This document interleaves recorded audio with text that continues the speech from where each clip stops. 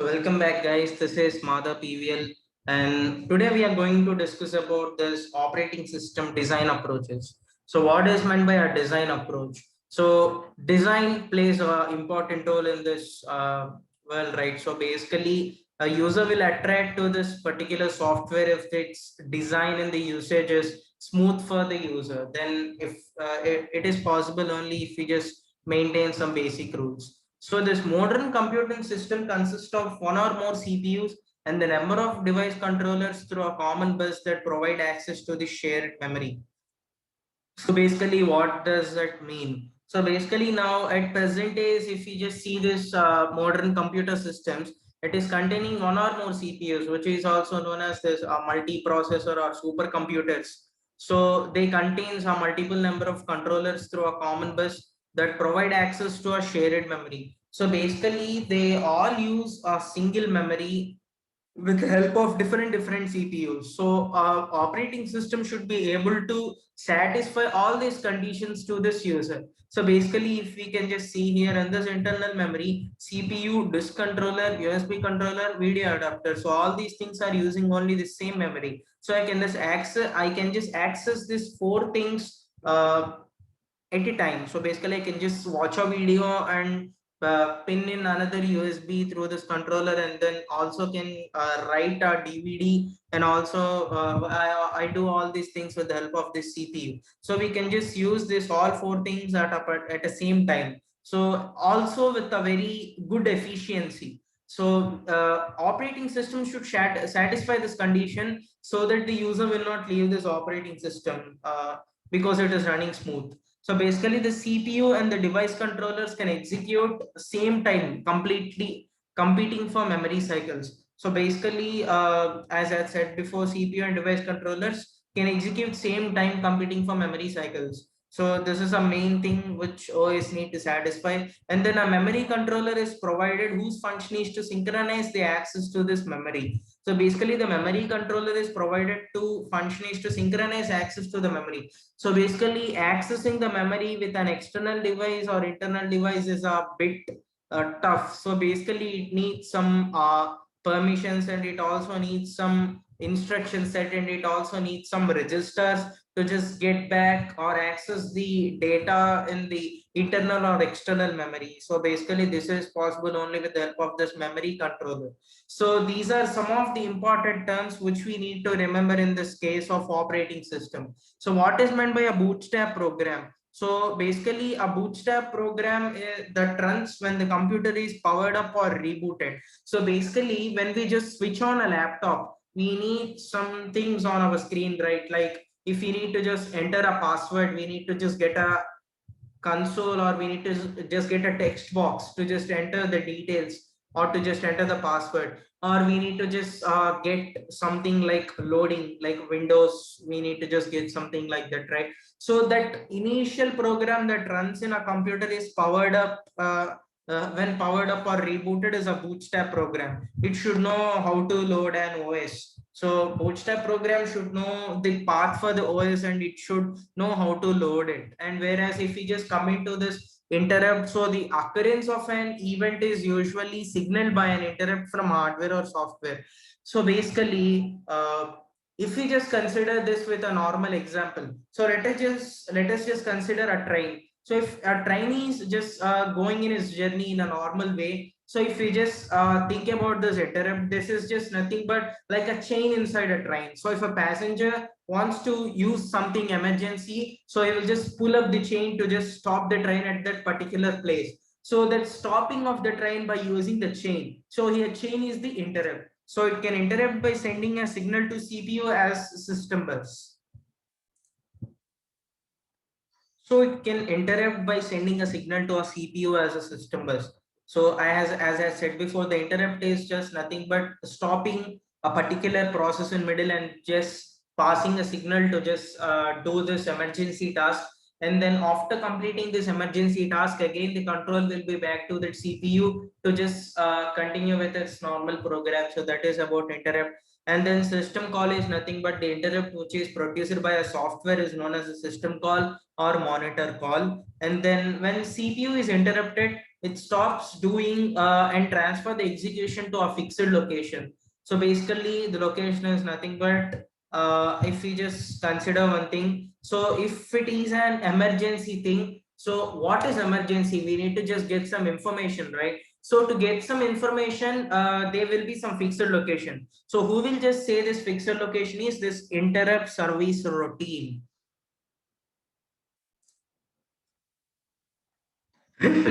So the CPU is interrupted, it stops doing a transfer execution to a fixed location. So this interrupt service routine is the thing which will just say the starting address of the interrupt where it is located. So the CPU resumes after the process is completed, as I had said before. So let us just discuss about this storage structure of a basic operating system. So here we can just consider the topmost priority is this user. So user will just pass a command through the registers to cache, and then the cache will save the address of that command, and then the command will be sent back to this main memory, from main memory to electronic disk, and from electronic disk to magnetic disk, and from then to optical and magnetic tape, whatever it may be. So it will just pass the commands like that. So here we need to consider one thing. So these three things are expensive but fast, smaller in size, but they are volatile. So what is meant by volatile? When power is removed, the contents in it gets loosened. So we can't just bring back them again if once the power is gone. And non-volatile is nothing but our hard disk, CDs, pen drives. So those all are known as the non-volatile. So the contents in them will not be removed even if the power is off. So basically this is about the storage structure. And then if we come to this input output structure, storage is the only one of many types of IO devices within a computer. So a large portion of a code is dedicated to manage IO. It's important to how IO is managed. So let us just know what is meant by IO. So input, process, output. So this is a very basic statement. We can just listen it many times. So large portion of a code is dedicated to manage this IO, because if we just consider the user will just give his input through registers, then he will be waiting for its output. So we shouldn't make the user to wait for a longer time to just get its output. So if it is taking longer time, then he may get an idea of changing this operating system, right? So the large portion of the code, in the sense the large dedication towards work, is dedicated to manage this IO. So IO transfer is the most important thing in this operating system. So if it is smooth, then operating system may run properly. So for this reason, the large portion of the code is dedicated to it. And then general computer consists of CPUs and controllers which are connected to a common bus. So let us just discuss in this. So basically device controller is nothing but it is just maintaining some local buffer storage and then set of special purpose registers. Device controller maintains a local buffer storage and set of special purpose registers. So let us just know what is meant by local buffer storage. So local buffer storage is nothing but the assumption or the fixed level of storage in a device controller. So here we can just consider one thing. So to create a new word file, operating system or the device controller assumes it may take up to 2 MB. So in local buffer storage, the 2 MB is stored, whereas this set of special purpose register are just like this emergency. So for the purpose of emergency conditions, this set of special purpose registers are maintained. So this device controller local buffer storage is nothing but the expected storage, the expected level of storage data required is known as a local buffer storage, and whereas the emergency things are known as the special purpose registers. So these are maintained by this device controller. So device controller is nothing but it plays a crucial role in the place of this IO. So in input output modules, device controller plays an important role, because after giving a condition to input, and then it will just get into this device controller, and this device controller will just pass some this plays a crucial role in just deciding this memory. So in the place of storage things, this device controller plays a crucial role, whereas if we just come into this IO operations, to start operation it loads appropriate registers within the device controller, So those registers are examined by this device controller and decides how to take this next step. So transfer of the data from the device to its local buffer. After transfer gets completed, it gives an interrupt that it is finished. It returns control to this operating system. So let us just get in detail. So to start an operation, it loads appropriate registers within this device controller. So to start an operation, it will already load some appropriate registers within this device controller, that is known as a buffer storage. So this registers are examined by this device controller and then decides how to take this next step. After just loading some memory into this buffer storage, it will just decide its next step in the transfer of the data from the device to its local buffer. As I had said before, after transfer gets completed, it will just give an interrupt or a signal like the transfer just completed. So it will just return back the control to its operating system to continue to execute that file or the command given by the user. So this is basically this IO operation in an operating system.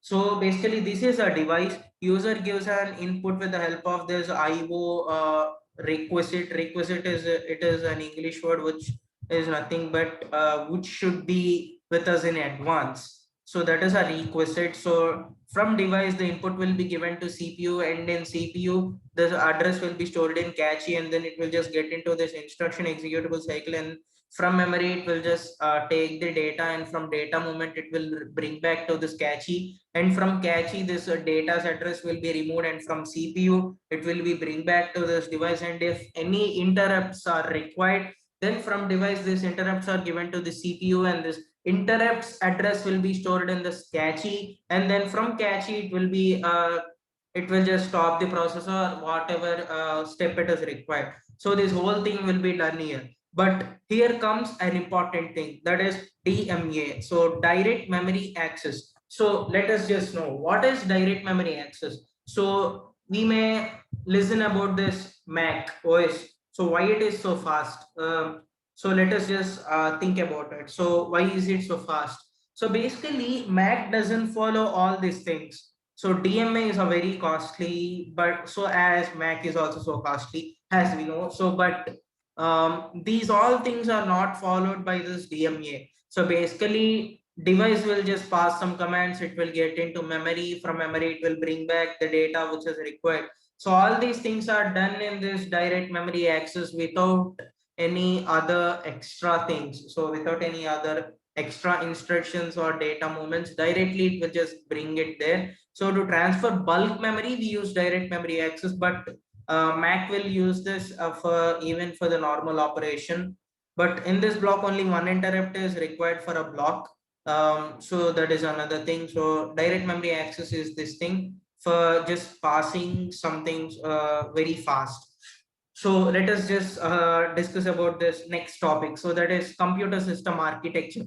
So computer system architecture, it is nothing but, so there are three types of computer. There are single processor system, multi-processor system, and clustered system. So what is a single processor system? So single processor system is nothing but our calculator, our washing machine, our oven. So the tasks in this single processor system are predefined. So they can't be any new task in the single processor system. These are used only for this general purpose instructions. So one main CPU capable of general purpose instructions, including from the user. So other special purpose processes are also which perform specific tasks. This single processor systems are basic PCs or basic laptops. Whereas if we just come into this multi-processor system, it is a parallel system or tightly coupled system. So in this multi-processor system, there are laptops, PCs, and all those things. We can just perform tasks parallelly. So it is possible in this multi-processor system. It has a two or more processes in a close communication sharing bus, clock, memory, and devices. All these things are common for this multi-processor system. They maintain a equality in sharing the memory, or equality in whatever instructions, or equality in whatever steps it may require. So all these equalities maintained in this multi-processor system. So advantages: increase of performance, economy of scale, increased reliability, speed. So type of multiprocessor system. But in this multiprocessor system, there are two types. There are symmetric multiprocessing and asymmetric multiprocessing. So here, if we just consider three CPUs having its individual clock, individual memory, individual everything separate, and then performing on a single task. This is about symmetric multiprocessing. Whereas if we just discuss about this asymmetric multiprocessing, one CPU or one processor acts as a master, and then remaining three, one processor will act as a master, and then remaining three will act as a slave. So this master will just give the instruction set or the registers, whatever it may require. So in this asymmetric, one processor acts as a master, and then remaining will be slave. And the master will, so this three processor will maintain a single clock, single memory, everything single, and master will just pass the commands to just work for the slave. So this is asymmetric multiprocessor system. And then while coming to this cluster system, the combination of CPUs is known as a clustered system. They are composed of two or more individual systems which are coupled together working on a single project. So in this also there are two types, asymmetric and symmetric, as I said before. Asymmetric is nothing but three computers working on a single task. Symmetric is nothing but one computer giving instructions through all three, and all three working on a single project. So work gets divided and it is much efficient than asymmetric. Whereas while coming to multi-programming, so multi-programming plays a crucial role in the building of an operating system. So if it is not there, then user will not prefer our operating system to use in a normal way. So multiprocessing is nothing but performing four tasks continuously. So basically, if operating system multiprocessing is not there, then we need to perform the first task, and then second, and then third, and then fourth, which is slow. If it multiprocessing is there, then four tasks can be completed at the same time, or we can just access the four things at the same time. So it will just increase the utilization by organizing the CPU to have to execute more than one application or the program. So time sharing is nothing but so after 10 seconds, operating system will move to this second, and after 10 seconds to third, and after 10 seconds to fourth. So all four processor will be touched a little within a certain time intervals. So within a certain time interval, CPU switches among this, and then interact with the program while it is running. So direct communication between the user and the system. Many users shares at the same time. So time sharing is nothing but working on different processor within a certain time intervals. So these are the very basic concepts which we need to just consider in the case of building a proper operating system. So thank you for listening, guys.